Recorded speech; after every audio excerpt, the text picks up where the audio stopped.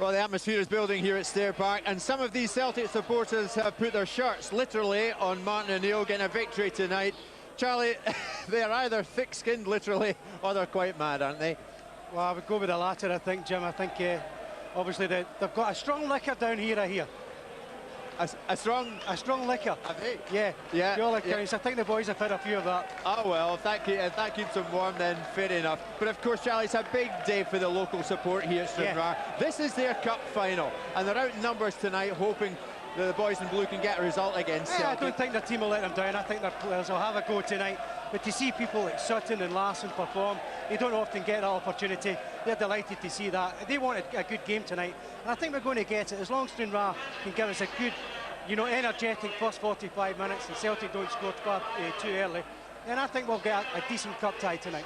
So, Charlie, give me your honest view. How will it work out tonight? Is it a romp for Celtic, or will Stranraer give them good resistance early on? I think early on, we'll get a decent resistance from Stranraer. I see the battling qualities will be there, but I think the quality is there for Celtic. They're a strong side, so a Celtic win for me. Oh, it's set up perfectly, isn't it? It's Stranraer against Celtic.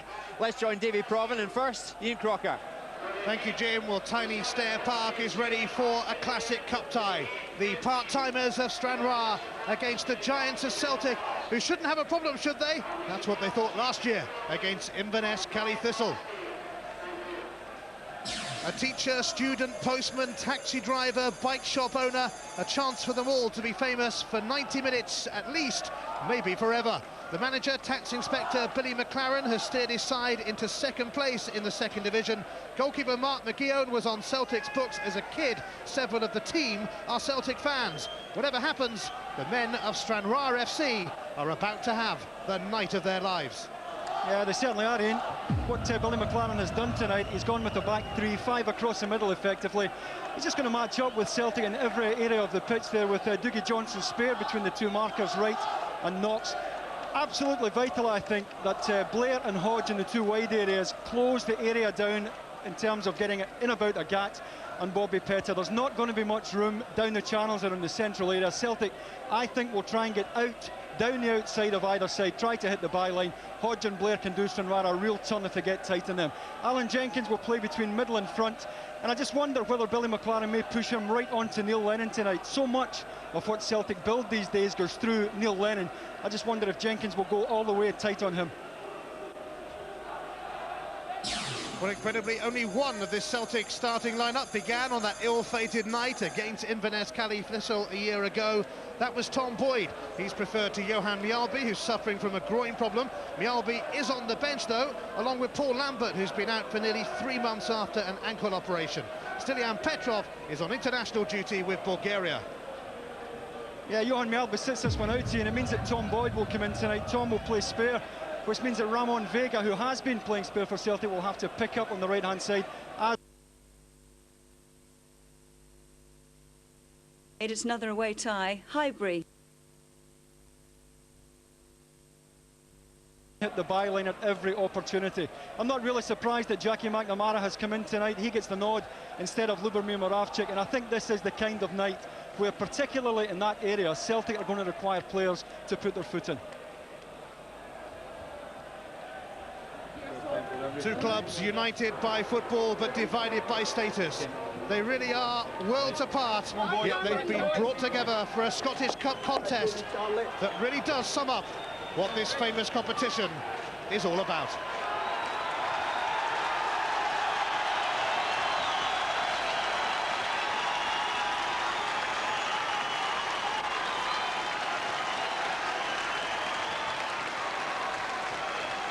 It's Stranraer second in the second division against Celtic, runaway leaders of the Scottish Premier League. Well, there are a few Celtic fans in the Stranraer team. Indeed, Paul Walker watched the third round draw sitting at home in his Celtic shirt, and agonisingly he thought he'd be banned, having been sent off in the last round, but he was able to serve that suspension in the league. Keeper Mark McGeown was a Youth Cup winner with Celtic 14 years ago, so it's an extra special night for him. And all he's got to do is keep out Henrik Larsson. Mind you, the Super Swede has only scored 32 goals this season. He is, in fact, the only man in the 16 on duty tonight who's managed to score a Scottish Cup goal for Celtic.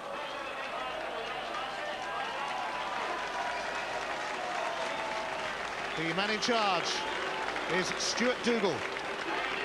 Stair Park has a capacity of 5,500. They normally get around 600 here, but one or two more have turned up tonight.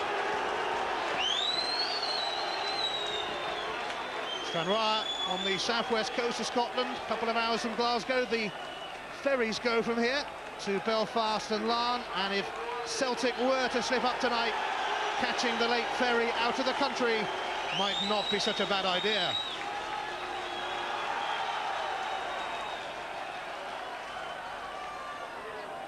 A classic clash between the minnows and the mighty.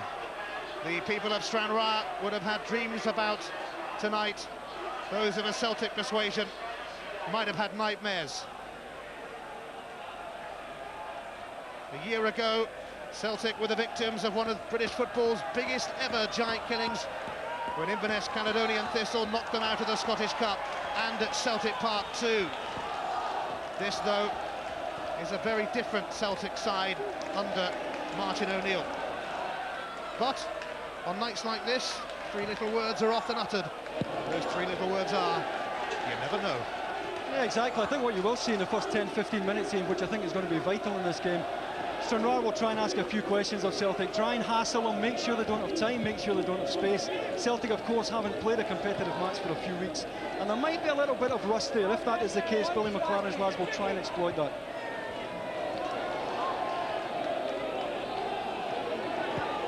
Harty with an early error, but it's covered for Stranraer by Fraser Wright.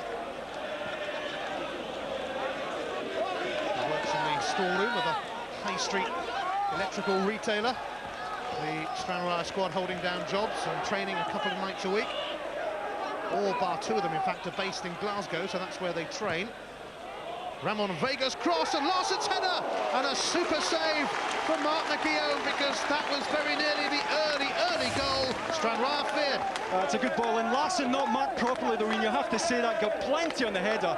That is a terrific save from Mark McKeown, and typical of this goalkeeper, who at 5'11", perhaps just a bit too short to make it to the very highest level in the game, but reflex-wise, right out the top draw. Teta sends it in towards the near post, and Vega was in there and booted it wide of the top. Sides, and Martin O'Neill will be well pleased at that, because he certainly told me before the winter break he was slightly concerned as to whether Celtic would get back up to speed quickly.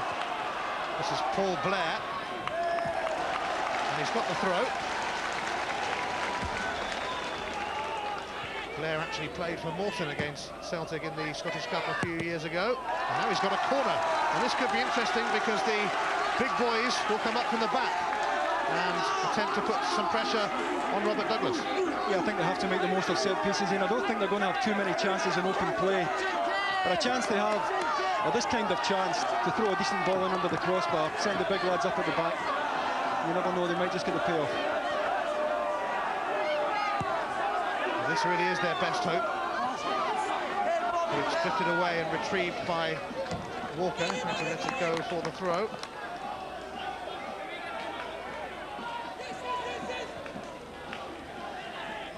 I don't think they'll be averse to the odd long throw or two either.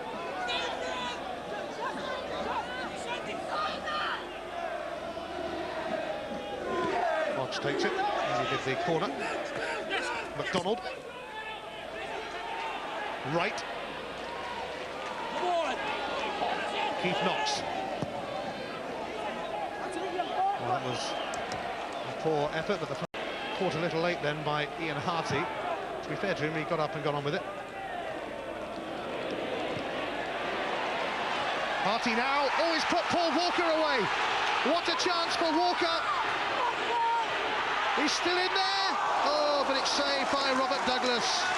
Good break by Stranraer there. Valharan does well here, tucks round the back. Look at Valharan, left back position. Gets himself right across there and does just enough there to hold the little fella up. Otherwise, Celtic were in trouble.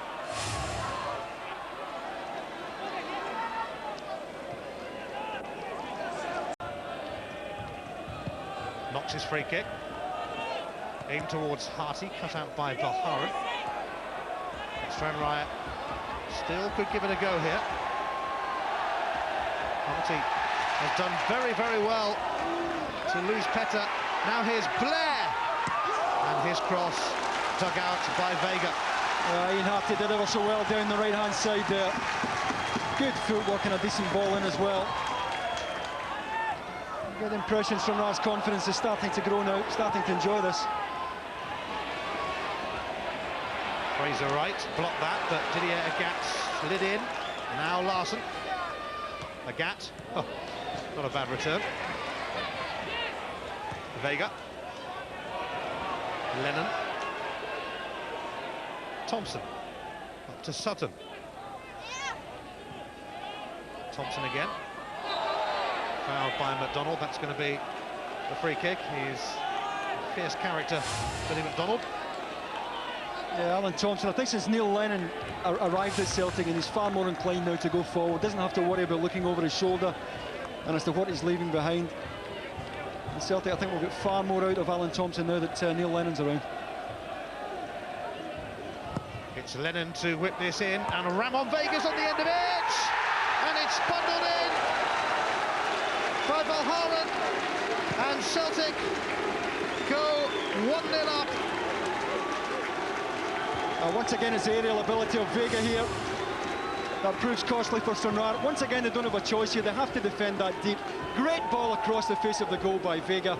And Valharan brave enough to stick his head in where he knows it's going to get kicked here. And I think he does take a sore one. Good ball in. Vega at his very best at the back post. Jos Valharan, so effective at the notebook. Lennon's free kick. Oh, and it seemed to bounce off the bar. Larson was on the end of it. Didier Agat will get the free kick for a handball by Knox. Yeah, I'm glad to see he wasn't booked in, because I don't think that was intentional. Well, Henrik Larsson hit the bar a moment ago. What can Celtic do with this? Thompson whipped it in. And Stranraer, 9 seconds of the first half. And they're not going to, because that is the end of the half. And Jos Valharan put himself in where it might have hurt, and it did hurt, to give Celtic the lead. Lennon's free kick, he's sent some great balls in today. Ramon Vega was on the end of it, and Valharan knocked it over the line, crashing through the pain barrier in the process. But don't give up on Stranraer just yet. Just the one goal in it at the break in the Scottish. Probs it in the direction of Petter, but it's over and out, and Keith Knox took a knock.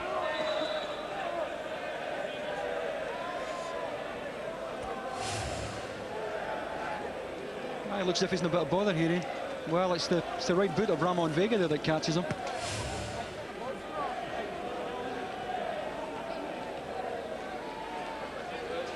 Oh, that's a bad one. You see the bleeding there.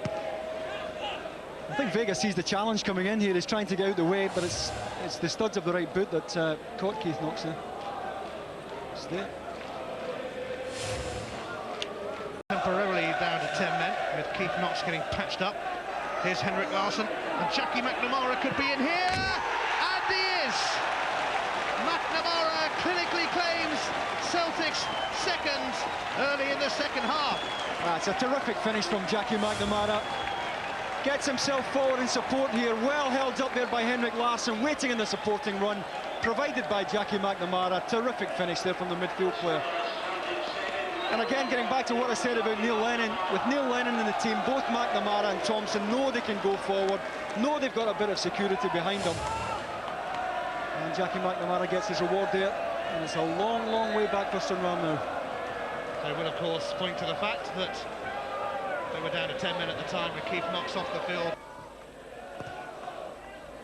Sutton. One of those little layoffs again for Henrik Larsson. He can't get a glimpse of goal. Bobby Petter did, though. Oh, it's an own goal from Knox. Oh, it gets even worse for him. What a shame for Keith Knox. Celtic 3-0 up. To be fair, he's under real pressure. It's a marvellous ball in from Bobby Pettar. All started by Chris Sutton.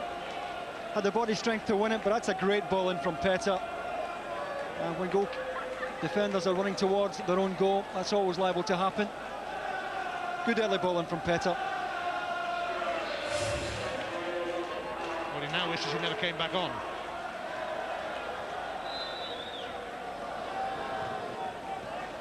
It's only the second corner Stranraer have managed, and it'll be taken for them by Paul Blair.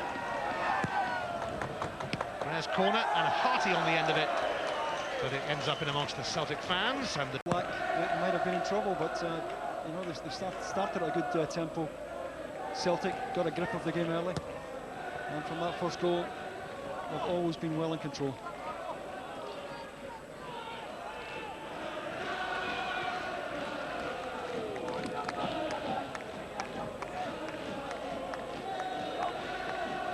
Thompson, oh, he got a bit too casual, and Harty, and they've got a goal!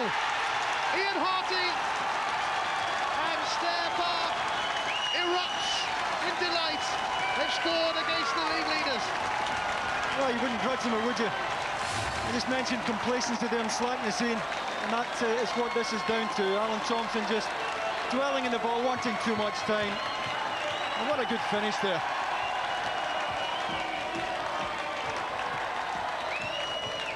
You'll remember that for a long time, Ian Harty. Even more so when you consider that it's the first goal in 5 games that Celtic have conceded.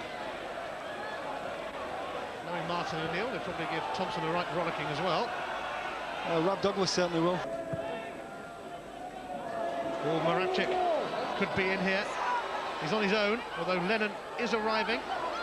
Moravcik goes for goal himself. Oh, and it's squeezed past Mark McGeown and in. And Celtic have a fourth through Lubomir Moravcik. Yeah, well, I mean, he can take it on either side. He's so good with either foot. Quite happy to go onto his left side here. And Mark McGeown won't be happy with that. He said a good night, the Stranraer keeper. Gets something on this. Gets something of his right hand onto it, but just not enough. Front ever so well tonight. He's my tennis man of the match. Walker. And he's got it back here. Walker and Tommy Bryce. Well, it's cannoned off Vega and gone behind for a corner, but Tommy Bryce nearly got a goal. That's a good block by Vega. I'll tell you what, if this goes in, it's game on for the last couple of minutes. Win in 34 games this season. Paul Blair's centre. Duncan George was blocked by a considerable frame of Mialbi. Sutton.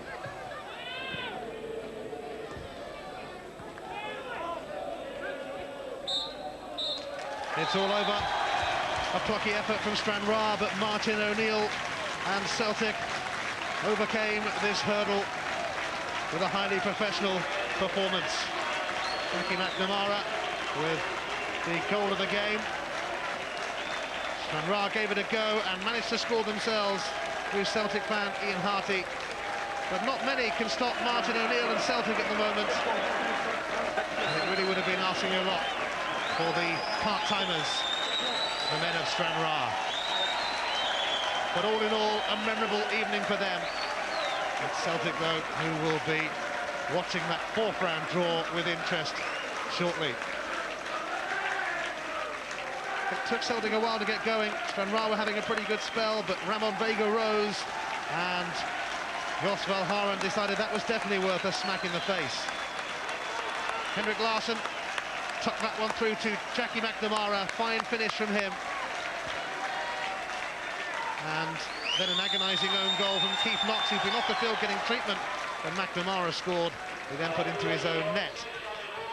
Alan Thompson got a little too casual for his own good, allowing Harty to score the goal that he'll remember all of his life.